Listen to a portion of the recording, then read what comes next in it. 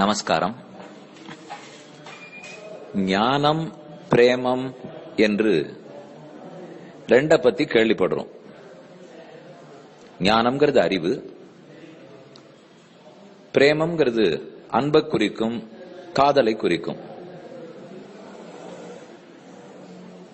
இந்த ரெண்டை பற்றி பண்டைய கால இலக்கியத்திலிருந்து ஒரு அழகான கருத்து உள்ளது. நீ கொஞ்சம் அதை சரியான கண்ணோட்டத்தோட புரிஞ்சுக்கணும். ஆழ்வார்கள் நல்ல ஞானிகள். அந்த ஞானத்தோட பாசுரங்கள் பாடும்போது ஆணாகவே பாடுவார்கள். ஆனால் அந்த ஞானமே முதிர்ந்தால் பக்தியாகிறது, பிரேம பாவனை வருகிறது.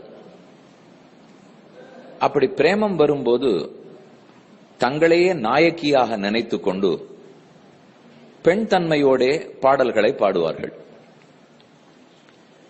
ஞானத்தில் தன் பேச்சு, பிரேமத்தில் பெண் பேச்சு என்று சொல்லுவது உண்டு. தன் பேச்சுன்னா ஆணான பேச்சு, பெண் பேச்சுன்னா நாயிகா பாவம், பெண்ணான தன்மையோட பேசுதல். ஆண் தன்மை பெண் தன்மை இது நம்ம உடல் ரீதியா இருக்கிற மேல் ஃபீமேல், அது வேறு. ஆனா ஒவ்வொருடைய ஆணின் உள்ளத்திலேயும் ஞானமும் உண்டு, பிரேமமும் உண்டு. ஒவ்வொரு பெண்ணின் உள்ளத்திலேயும் ஞானமும் உண்டு, பிரேமமும் உண்டு. ஒரு வேடிக்கையான கதை. கண்ணன் பிறக்க போகிறார். ஆனால் வசுதேவனுக்கும் தேவகிக்கும் பிறக்க போறார். அதே சமயத்தில் யசோதையும் கர்ப்பிணியாக இருந்தாள். யசோதைக்கு குழந்தை பிறந்தா ஆண் குழந்தையா பெண் குழந்தையா என்று பேச்சு எழுந்தது. நந்தகோபாலர் பெண் குழந்தை வேணுங்கிறார், யசோதை ஆண் குழந்தை வேணுங்கிறார். சரி, குழந்தை பிறந்த அப்புறம் நகை நட்டு ஆபரணங்கள்லாம் பண்ண முடியாது, முன்னமேயே பண்ணிடுவோம். ஆனா ஆணுக்கு உண்டான ஆபரணம் பண்றதா பெண்ணுக்கு உண்டான ஆபரணம் பண்றதா? சரி, ரெண்டையும் பண்ணி வைப்போம், எப்படி பிறக்கிறதுன்னு பாப்போம்னு பண்ணினார்கள். கண்ணன் பிறந்தார், ஆண் குழந்தை. அப்ப ஆணுக்கு உண்டான ஆபரணத்தை எல்லாம் போட்டு விடலாம். ஆனா கண்ணனுடைய முகத்தை பார்த்தால் அதுல பெண் தன்மையோட இருந்தது. எங்க பார்த்தாலும் கண்ணனுடைய முகம், சித்திரத்துல பார்த்தாலும் பொம்மையில பார்த்தாலும் அழகா பெண் ஜாடையோட தானே குழந்தை இருக்கார். சந்திரனை போன்ற முகம், சற்றே நீள்வட்டமான முகம், இதெல்லாம் பெண்ணுக்கே உரித்தான தன்மை. அப்ப நந்தகோபாலனும் யசோதையும் பேசினர். குழந்தை ஆண் குழந்தை, ஆனா முக ஜாட அழகு பெண் அழகு இருக்கிறதுனாலே ரெண்டு நகைகளையும் போட்டுடுவோம். ரொம்ப சரியா போச்சு அவளுக்கு. ஆணுக்கு உண்டான நகையும் போட்டுண்டார், பெண்ணுக்கு உண்டான நகையும் போட்டுண்டார். அத போலத்தான் இன்னைக்கும் ஒரு காதில் தோடு, ஒரு காதில் குண்டலம். மன்னார்குடி ராஜகோபால சுவாமி, அவருக்கு ஒரு காதிலே குண்டலம் போன்றிருப்பார் ஆணாட்டம், மற்றொரு காதில் தோடு போட்டுருக்கார் பெண் நாட்டம். இந்த கதையை இப்ப எதுக்கா சொன்னால், ஒரு பக்கம் கண்ணனிடத்துல இருக்கிற அழக ரசிச்சோம், அவருடைய ஆபரணத்தை ரசிச்சோம். இன்னொரு பக்கம் ஒவ்வொரு இடத்திலையும் இடத்திலையும் ஆண் தன்மையும் இருக்கு, பெண் தன்மையும் இருக்கு. இப்ப நீங்க என்ன நினைப்பீள்?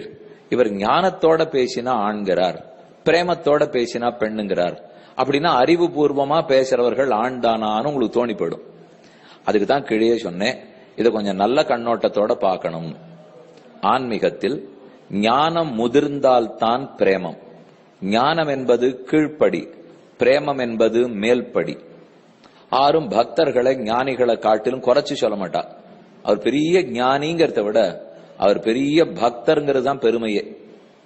இதை பத்தி ராமானுஜர் சொல்லும் போது, கூரத்தாழ்வான்கிற ஒருத்தர் உபன்யாசம் பண்ணிட்டு இருக்கார். அவர்கிட்ட ஒரு சுவாமி கேட்கணுங்கிறதுக்காக போனார். ஆனா அவர் ஒவ்வொரு நாளும் சொல்ல ஆரம்பிக்கிறாராம். ஆழ்வாருடைய அந்த பாசுரத்தை நினைச்சு ஒரே அழறார். அதனால மேல உபன்யாசம் நடக்கவே இல்லை. அவர் உட்கார்ந்து பார்த்துட்டு நடக்கலேன்னுட்டு ராமானுஜர் இடத்துல வந்தார். ராமானுஜர் கிடுகிடுன்னு காலக்ஷேபம் உபன்யாசம் பண்ணிட்டு இருக்கார். அவர் பிரவச்சனம் நடக்கிறது. இவர் மெதுவா அங்க போயிட்டு வந்தாரோ இல்லையோ, எங்க போயிட்டு வந்தீன்னு ராமானுஜர் கேட்டார். இது மாதிரி கூரத்தாழ்வான் இடத்துல போனேன். அவர் சொன்னார். சரி, என்ன நடந்தது இன்னைக்குன்னு ராமானுஜர் கேட்கிறார். அவர் எங்க சொல்றார்? ஆரம்பிக்கிறார். ஆழ்வார் எப்படி அழறாரு நினைச்சிட்டு தானா அழுதுண்டே இருக்கார். பாட்டே நடக்கல. இத சொன்ன உடனே ராமானுஜர் எழுந்திருந்து அவருடைய கையை பிடிச்சுன்னு அழுதாராம்.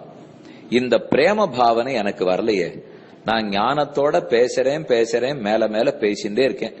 ஆனா அவருக்கு அந்த பிரேம பாவனை வந்து அந்த பாவத்தோட பேச முடியாமல் நெக்குருகி அழுதிருக்கார். நாம் பேசி புரிய வைக்கிற அர்த்தங்களை விட அவர் பேசாம அழுததுல புரியற அர்த்தங்கள் தான் அதிகமா இருக்கும் என்று ராமானுஜர் ஆச்சரியப்பட்டிருக்கிறார். அதனாலே ஞானம்ங்கிறது கீழ்ப்படி, பிரேமம் பக்திங்கிறது மேல்படி. இது ஒத்தொத்தர இடத்துல இருக்கணும். ஆண்கள் எல்லாரும் நாங்க ஞானிகள் நினைச்சுக்கிறதோ, பெண்கள் நாங்க மட்டும் பிரேமத்தோட இருக்கிறவா நினைச்சுக்கிறதோ இல்ல. ஒவ்வொருத்தருக்குள்ளேயும் பகவானை பற்றின அறிவு நிரம்ப இருக்கு. அந்த அறிவு முற்றி முற்றி அவரை அனுபவிக்கிறோம் பாருங்க. அப்ப அந்த அறிவு அப்படியே குறைஞ்சு என்ன நம்ம அறிவை வச்சிருந்தா மோட்சம் போறோம். இப்போ அவர்னா அறிவோட இருக்கிறவர், சர்வஜன் அவர்னா மோட்சம் கொடுக்க போறார்னு கால்கை நடுங்கிறது பாருங்க. அப்பதான் உண்மையா பக்தி பிறக்க ஆரம்பிக்கிறது. அப்ப ஞானத்தையும் பிரேமத்தையும் ஆண் தன்மையும் பெண் தன்மையும் சேர்த்து வளர்த்துக் கொள்வோம். ஆடியோ பிராட்காஸ்டை உங்களுக்காக வழங்குபவர் ஸ்ரீ வேலுக்குடி கிருஷ்ணன் சுவாமி. இந்த ஆடியோ பிராட்காஸ்டை தினமும் உங்கள் மொபைலில் பெற முதலில் 9443219021 என்ற எண்ணை உங்கள் மொபைலில் சேவ் செய்யவும். பிறகு இந்த எண்ணிற்கு ஒரு வாட்ஸ்அப் மெசேஜ் அனுப்பவும். தினந்தோறும் இந்த ஆடியோ பிராட்காஸ்டை கேட்டு மகிழவும்.